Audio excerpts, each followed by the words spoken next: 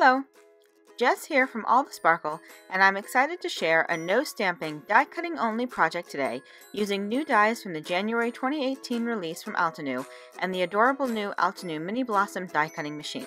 So let's get started. First up is a closer look at this cute new die-cutting machine from Altenew called the Mini Blossom. I own a standard size die-cutting machine for large cover plate and shape dies, but it's a hassle to drag it out on my desk every time I just want to die cut a small image or two. The Mini Blossom is the perfect size to have on your craft desk at all times to die cut that one tiny flower or sentiment banner you're working with. It comes with rubber feet so it won't slide around on your work surface, and it's nice and sturdy.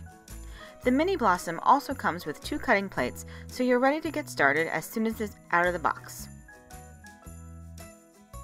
My card today uses the clever Peony Dream 3D dies from Altenew.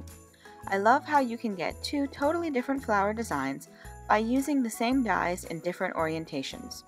You can see that some of the dies are used twice, but by positioning them in a different direction you get a different look, and you can see how the completed flowers fit together or stand alone.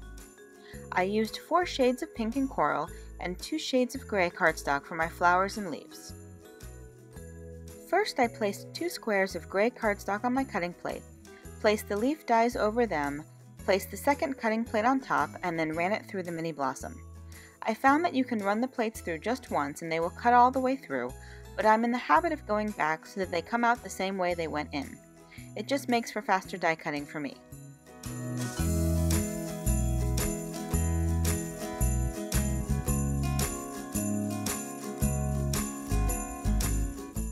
Next, I ran the different parts of the flowers through the Mini Blossom using the various shades of pink cardstock.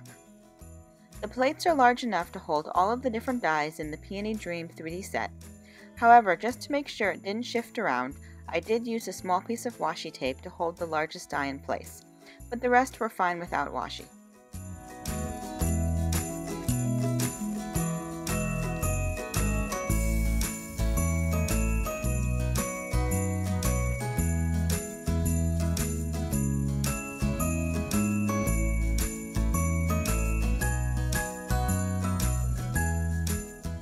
Next, I used liquid adhesive to adhere all of the flowers and leaves together.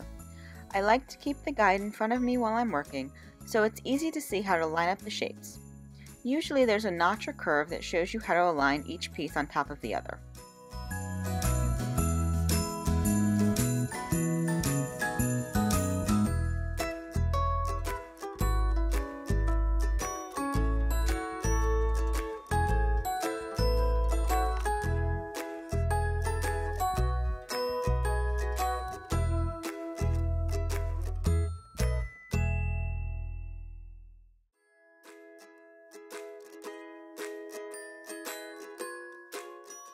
After they were all adhered together, I worked on the rest of the card. I die cut the Thinking of You die with 2 pieces of gray cardstock and 1 piece of white cardstock. I adhered the gray cardstock together and then offset the white cardstock slightly to create a drop shadow effect.